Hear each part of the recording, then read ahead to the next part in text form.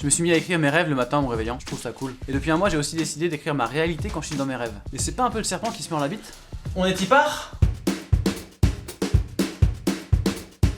Vous avez déjà essayé de vous rendormir après un rêve trop cool? Tu sais, t'étais en plein kiff, en train de conclure avec la fille idéale. La fille de tes rêves. Très drôle. Et là, il y a ton réveil qui sonne parce qu'il faut aller en cours. Donc toi, tu le reportes de 5 minutes, histoire d'avoir au moins le temps de boucler ton affaire avec la fille. Et quand tu te rendors, tu te retrouves dans un rêve tout pourri, dans la forêt, sans aucune meuf. Tu regardes autour de toi, même les troncs d'arbres ils sont pas sexy. Mais toi t'étais tellement à fond sur la fille que tu commences à la chercher derrière les arbres et à crier son nom. Mais en fait elle est pas là. Alors tu décides de te venger de ton réveil. Tu te lèves au bout de 4 minutes 48 et tu le désactives avant qu'il ressonne. Alors on fait moi le malin maintenant. Réveillons, veille. Une fois j'ai rêvé que j'étais en train de me battre avec mon voisin, que j'avais chopé en train de crever les pneus de ma voiture. Sauf que j'étais vraiment en train de faire des mouvements dans le lit. Oh, mais arrête! Putain, pourquoi tu cries comme ça? Pour une fois que je dormais bien. Vas-y, je vais dormir dans le salon. Oh. Sinon, ça vous l'a déjà fait qu'un bruit réel autour de vous vienne prendre part au rêve? Une nuit, je rêvais que je jouais au tennis avec une fille. Mais pendant ce temps-là, il y avait mon coloc dans la chambre d'à côté, en train de mater un porno, au KLM, mais un peu trop fort. J'avais l'impression d'être le king du tennis. Une sorte de Rocco Nadal.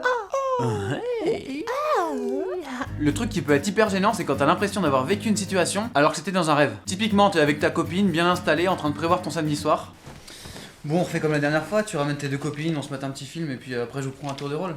Quelle dernière fois? Bah allez, fais pas ta coincée là, tu crois que je me rappelle pas quand vous faisiez la pyramide sur la gazinière? Que ça faisait trembler tout l'étage? Oh putain, c'était chaud mais c'était bon hein. Mais t'es un gros pervers toi en fait! Reviens coquine. Voici l'anecdote du jour. Hey. On est tous passés un jour par la case conseillère d'orientation. Tu sais quand t'es au collège et que ton seul projet d'avenir c'est de manger des tartines de Nutella au goûter, elle te demande.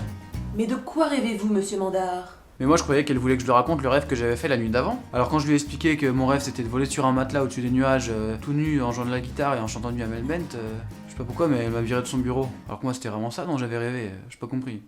Ah oui au fait, vous avez certainement remarqué qu'on se souvenait pas de la plupart de nos rêves. Et bah j'ai décidé de vous dévoiler pour la première fois la raison de ces oublis. Voici en exclusivité la raison du pourquoi, du comment, qu'est-ce que ça se fait que vous oubliez vos rêves. C'est le gouvernement, faut pas le dire. Vous vous êtes déjà rappelé d'un rêve où vous pénétriez dans l'Elysée pour voir ce qui s'y passait? Non, vous êtes manipulé. Il y a environ 2 mois, j'étais en plein milieu de ma nuit. Je rêvais que je voulais rentrer dans l'Elysée, là où dort le président. Hep hep hep, où tu vas toi? Je veux voir le président. C'est pas possible. Si je te fais une blague, tu me laisses rentrer? Seulement si elle est drôle. Fais-lui la blague d'Antoine Griezmann. Comment s'appelle la femme de Griezmann? Connais pas. Griezwoman. Ouais, ça marche pas là. Fais-lui celle du trou, tu vas voir, ça va marcher. Eh, t'as un trou là. Pisse-trou. Bonjour, qu'est-ce que vous faites? J'ai trouvé le code nucléaire. Alors vous faites pas le mariole, ok? Ça m'étonnerait. Ah ouais? 28, votre score au premier tour en 2012. 3, le nombre d'assiettes de rab que vous prenez à chaque repas. 7, le nombre de verres de vin que vous prenez à chaque assiette de rab à chaque repas. 51, au score au second tour en 2012. Et 4, la taille de votre pénis le jour où vous avez rencontré Angela Merkel pour la première fois. Mais c'est parce qu'il faisait froid aussi. Bon, on s'en fout ça. Ça fait 283, 75, 14. Oui, c'est Colin. Amenez-moi un flambi. J'ai quelqu'un à flamber. Oh non, pas le flambi.